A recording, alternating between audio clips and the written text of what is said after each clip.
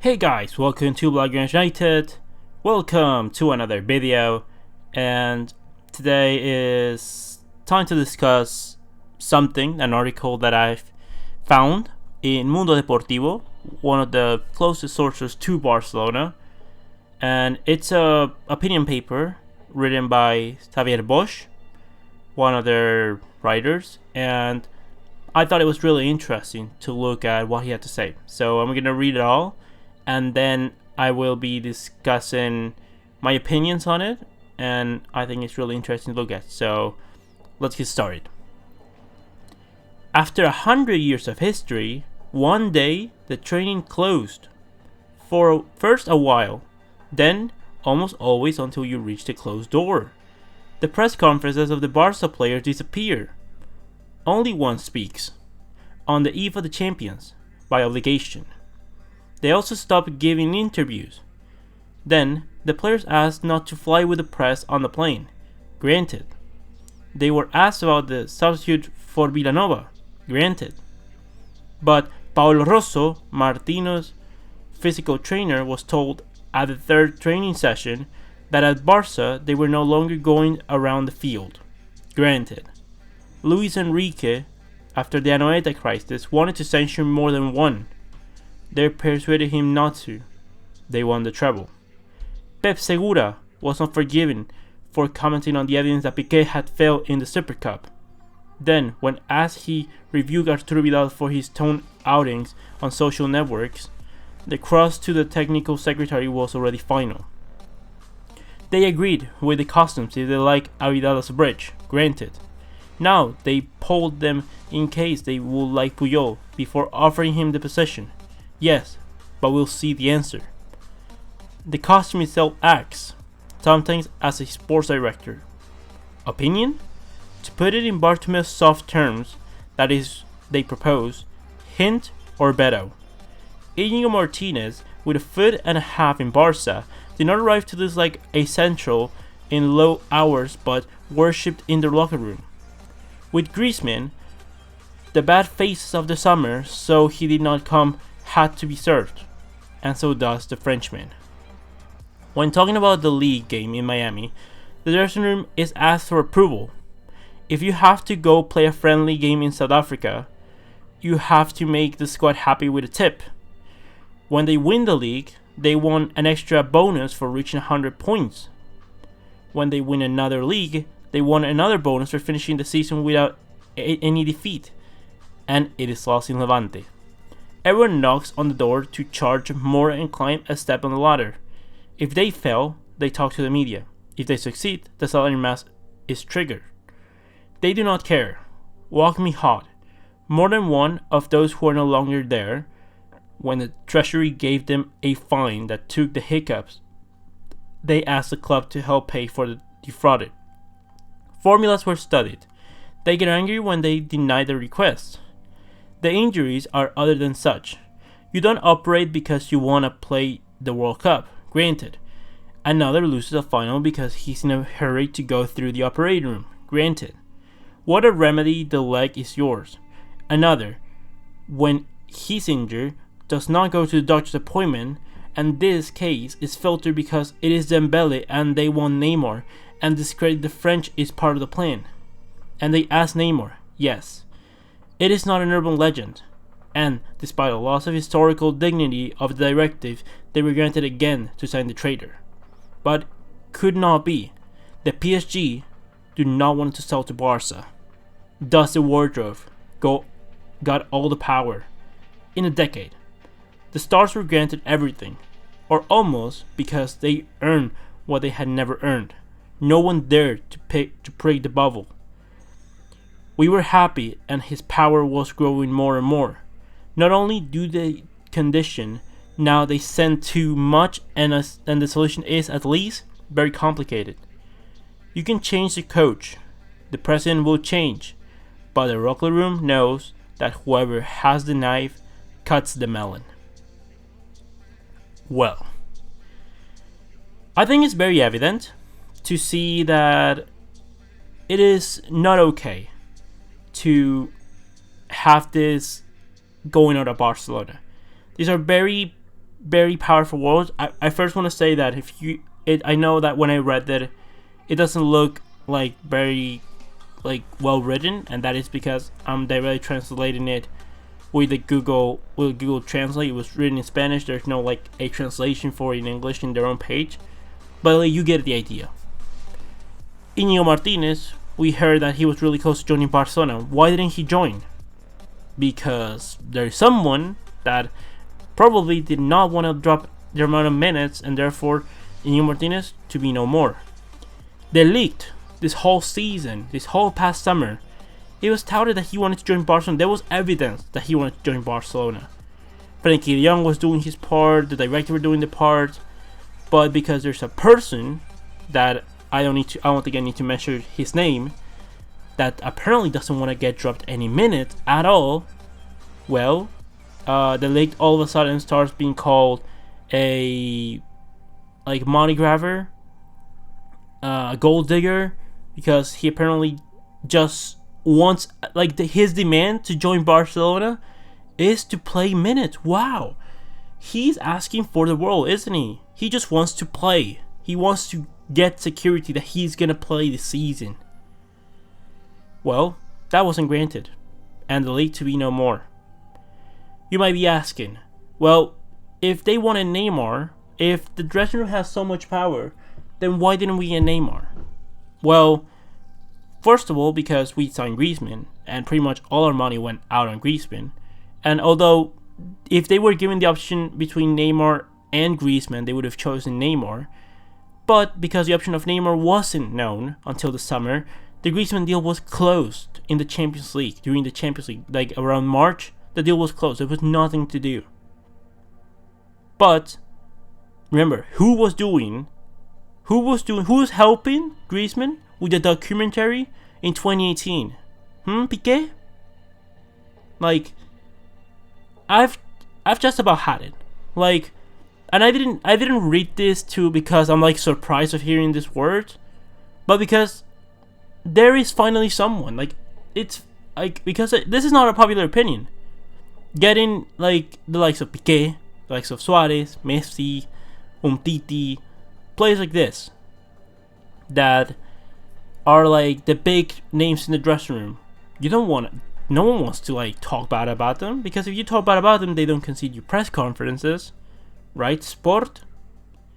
They don't we see that. When was the last time Barcelona did a press conference with the players? Not at all. It's very hard for Barcelona players to you hear them talk, especially the heavyweights of the dressing room. Why is it that every time that Ousmane Dembele does something that is not supposed to be done, everyone is so quickly to get ahead of it? Where are the cameras? I want to know. I'm not excusing that he's allowed to do this kind of things, but why is it that it is so quick for everyone else to get the information that he's done something that he's not supposed to? I don't know. Maybe because there is he's occupying the position that maybe someone else could be occupying, right? This is I'm gonna say this is not proof, because this is just an opinion and this is an argument, but it is granted through arguments. It is full of arguments during the season. On a regular campaign, even Titi, on a team where the directive has the power, where the coach has the power, Titi tells to get an operation, to get operated, and the player either does or he gets transferred away as soon as the next transfer window comes out. Suarez wouldn't have missed the Copa del Rey. Alright? Players like Dembele will be getting told exactly how to train, that there will be penalties for such things. Why do you think that we're getting so many injuries right now? Ansu Fati, Messi, Suarez, Griezmann not yet, but Dembele. Why are all our forward players, who are also the probably the most explosive players on the pitch. And when I mean explosive, I mean like acceleration, power. They're like some of the, like, that's most of their characteristics. Why do you think that they're getting injured like this? Why do you think that coincidentally the two teams with the worst injury records right now, which are Real Madrid and Barcelona, why do you think that is the case? Well, I'm gonna tell you why. Well, I'm gonna tell you at least what I think, because they're the teams where the dressing room has a big impact. And you might be saying, there is no way that the dressing room has the power to do such things. Well, let me tell you. Let me tell you that, yes, the Barcelona players directly don't have the power. But if they give an opinion, for example, Messi, he gives an opinion that he wants the best of the best here, and that he wants a winning project, which, by the way, he didn't specify what a winning project is. Well, he literally there is telling you that there is a clause, and what would you do? If someone that important like Messi is telling you things like this in social media, what do you think that the message is? Hey, you either do what I say, or you better really take into consideration what I say, or I'm leaving on a free next year. This is the case. The players have the total power of the dressing room. And it is, like, I'm not blaming all losses on them alone. Yes, Valverde is doing things that I don't agree with.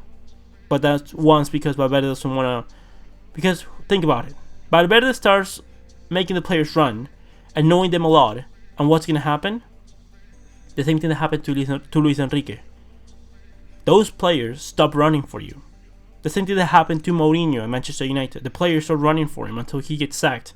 And all of a sudden, when to put the pressure to like make known that it was Mourinho's fault, they started winning games left, right, and center under Solskjaer. What happened with the Chelsea players when they sacked Mourinho? Why? Because they're managers with character, with certain character, with certain personality, that won the maximum of the players. Conte, the same thing. Unfortunately, we're in an era where players have far too much power, and I'm not okay with it. I'm not okay with players having this much to do in football, because the players should be there only alone to train and to play the games. All your responsibilities and duties as a football player is train, travel, take care of yourself physically and mentally, and play games. That's all you have to do. But instead, they're giving opinions, and if they don't give opinions and they have things that they want to do, then they might start underperforming. You might have games where players are not running, dumb goals being scored at against. Like, for example, they go for Paris Saint-Germain 4, Barcelona 0, where Meunier, the right back, is kind of sprinting. He's semi-sprinting, and he gets across the whole pitch and gets to our penalty area. How does that happen with a team that's playing in supposedly maximum level of intensity? In Juventus 3, Barcelona 0, Cuadrado, it's running a blistering pace with Dybala towards Mathieu, and Piqué doesn't get near. Iniesta, Neymar don't get anywhere near.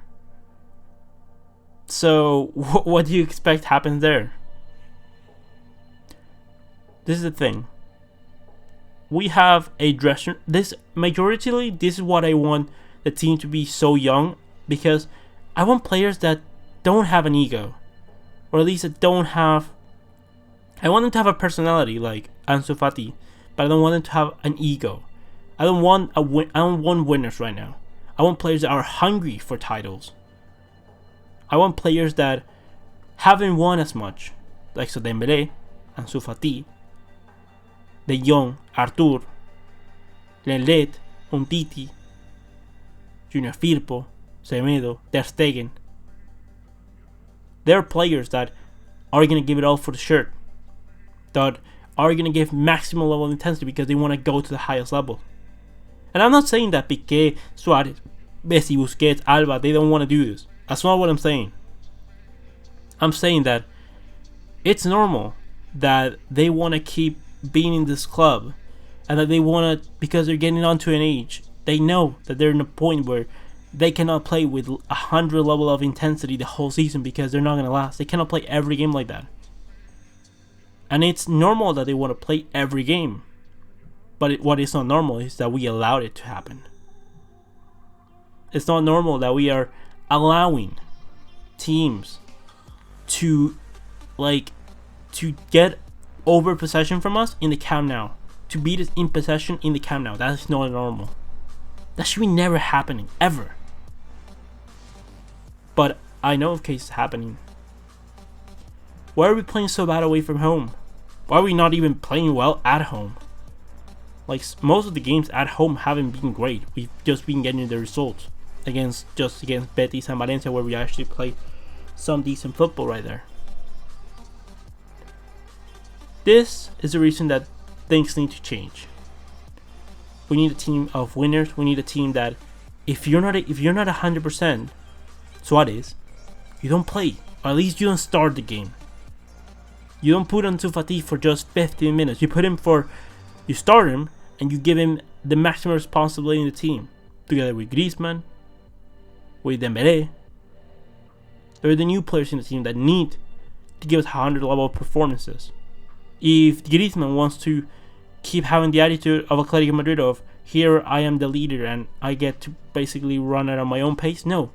Messi's the leader and he's the only one that gets to run at his own pace. Everyone else has to break every sweat in their body for the team, because this is what we need to win.